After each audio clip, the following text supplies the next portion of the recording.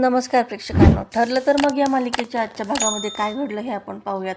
प्रियाच्या खोटारड्या वागण्यामुळे अर्जुनचा पारा सरकतो. अर्जुन काही सांगणार तितक्यात सायली त्याला थांबवते आणि शब्द फिरवते. प्रियाच्या या खोटारड्या वागण्याचा सगळ्यांनाच त्रास होतोय, पण आता काय करणार आपण? तेव्हा प्रिया खोटं खोटं बोलू लागते. तुम्ही माझा असं किती दिवस राग करणार आहे?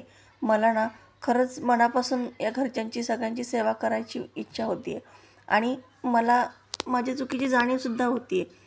तेव्हा सायली म्हणते, प्रिया तुझा खोटारडेपणा बंद कर. आम्हाला सगळ्यांनाच माहिती आहे की तुझं हे वागणं सगळं खोटारडं आहे. तेव्हा कल्पनासुद्धा तिच्या विरोधामध्येच बोलते. प्रियाचं कोणी काही ऐकून घ्यायलाच तयार नसतं, कारण तिचे सगळं वागणं हे खोटं असतं हे सर्वांनाच माहीत असतं. आता अर्जुनलाही प्रश्न पडतो की सायलीने त्याला सगळ्यांना सत्य सांगण्यापासून का थांबवलं, पण त्याला स्वतःला काही कंट्रोल करता येत नसतं. तितक्यात अश्विन तिथं येतो आणि अश्विनवरतीच अर्जुन आवाज चढवतो. अश्विनसुद्धा म्हणतो, तुम्हा सगळ्यांना तन्वीचे एफर्ट दिसतच नाही आहे ना? ती चुकली होती, मान्य होतं, पण आता ती बदलण्याचा प्रयत्न करते तरीही तुम्ही तिला सामावून घेत नाही. तेव्हा प्रताप म्हणतो की आता हा वादविषय वाढवू नका. सायली देखील म्हणते की विषयाला विषय वाढेल आणि विनाकारण वाद नको आहेत, त्यामुळे आपण हा विषय इथेच थांबूयात. आणि ती अर्जुनला खोलीमध्ये जायला सांगते. प्रिया आता मुद्दामच सगळ्यांशी नाटकं बोलू लागते.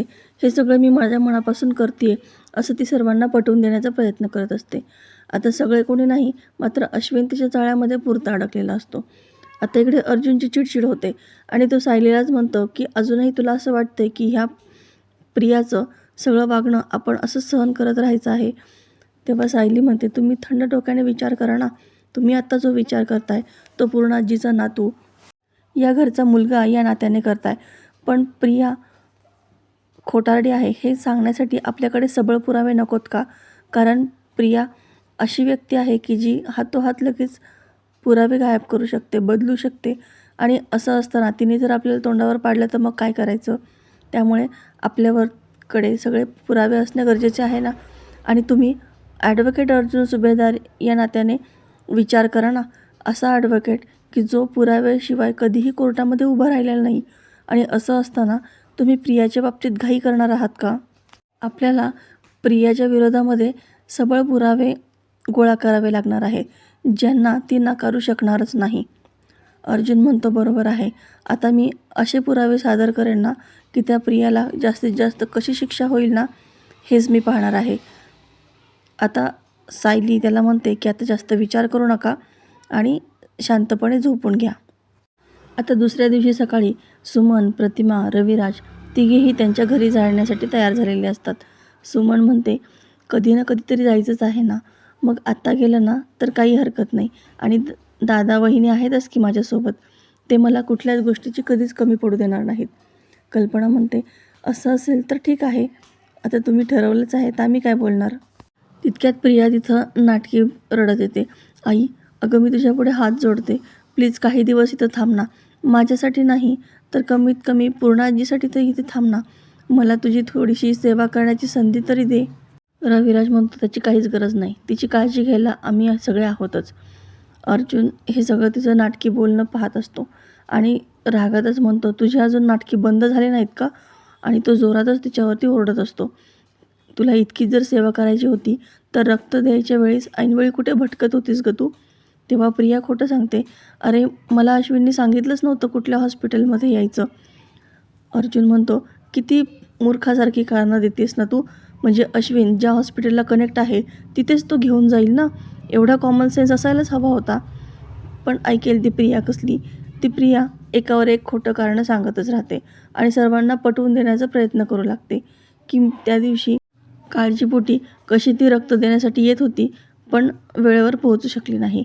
सायली म्हणते, तुला काय वाटतं ग प्रिया, तू अशी खोटीनाटी कारणं देशील, आम्ही त्याच्यावरती विश्वास ठेवू का? इथे कोणीही तुझ्यावरती विश्वास ठेवणार नाही. आता सगळेजण जायला लागतात तेव्हा सायली आणि प्रिया सोबतच दोघांना अडवतात. प्रिया किचनमधून एक लाडूचा डबा घेऊन येते आणि आई, मी तुझ्यासाठी ड्रायफ्रूटची लाडी बनवलेली आहेत, तू छान हे खा आणि लवकर बरी हो, असं बोलते. आता हे सगळं पाहून अश्विनला प्रियाचं खूप कौतुक वाटत असतं, मात्र सगळ्यांना तिचं खूप आश्चर्य वाटत असतं. कोणीच काहीच बोलत नाही म्हटल्यानंतर प्रिया म्हणते, तुम्हाला काय वाटतंय, याच्यामध्ये मी काही विष वगैरे टाकले का? इतकाही विश्वास नाही आहे का तुमचा माझ्यावरती? असंच जर असेल ना तर थांबा, यातील एक लाडू मी तुम्हाला खाऊन दाखवते. आणि चक्क ती त्या डब्यातील एक लाडू खाऊन घेते. आता तरी पटलं ना की मी खरं बोलते, मला काहीच नाही झालं.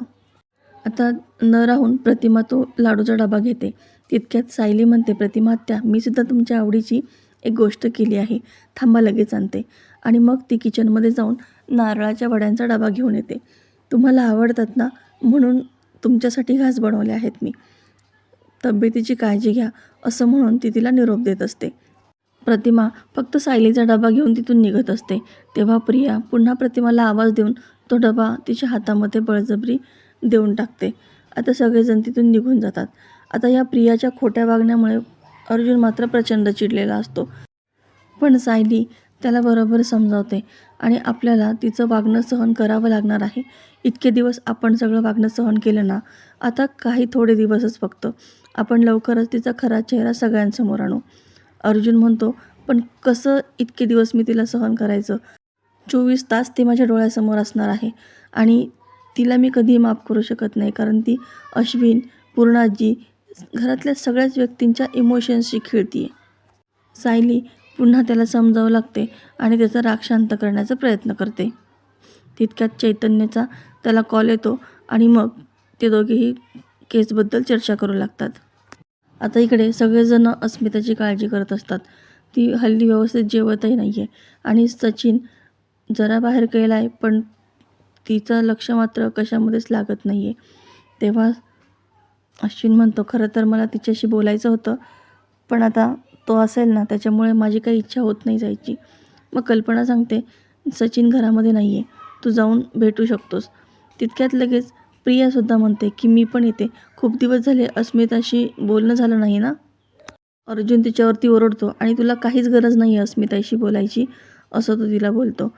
सायलीसुद्धा हेच म्हणते की तू या सगळ्यापासून लांब राहा. मात्र अश्विनला हे सगळं त्यांचं बोलणं काही पटत नाही आणि बोलण्याने काय होणार आहे का, ती काय अस्मिताईचं खून करणार आहे का, असं अश्विन सर्वांना बोलतो. पूर्णाजी, कल्पना दोघीही अश्विनच्याच बाजूने बोलतात.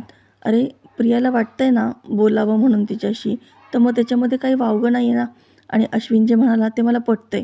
वाद वाढवण्यापेक्षा वाद मिटवलेले कधीही बरे.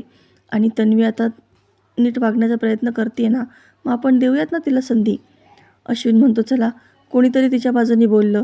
आणि मग दोघेही अस्मिताशी बोलायला निघून जातात. मात्र अर्जुन सर्वांवरती चिडतो. पूर्णाजी, माहिती ना तुला ती कशी वागली, तरीही तू तिच्यावरती विश्वास ठेवणार का? तेव्हा सायलीसुद्धा म्हणते, तुम्हा सगळ्यांना मी खरंच विनंती करते, पुन्हा डोळे झाकपणे तिच्यावरती विश्वास ठेवू नका. तेव्हा कल्पना, प्रतापसुद्धा म्हणतात की अगं फक्त बोलण्याने काय होणार आहे, बोलू देत तिला. तर प्रेक्षकांनो, येणाऱ्या भागामध्ये आपल्याला पाहायला मिळणार आहे की प्रिया चक्क सदा आणि मैनावती या दोघांनाही पैसे देते आणि ते नेमकी सायली पाहत असते. सायली विचार करते की हिने सदा आणि मैनाला पैसे का बरं दिले असतील. आता प्रिया जेव्हा पैसे देऊन तिथून निघून जाते तेव्हा सायली तिथं येते. आता इथून पुढे काय घडणार हे पाहणं अतिशय रंजक ठरणार आहे. अशाच मालिकेच्या नवनवीन व्हिडिओ अपडेटसाठी चॅनलला सबस्क्राईब करा. नोटिफिकेशनसाठी बेल आयकॉन अवश्य दाबा. व्हिडिओ पाहिल्याबद्दल धन्यवाद.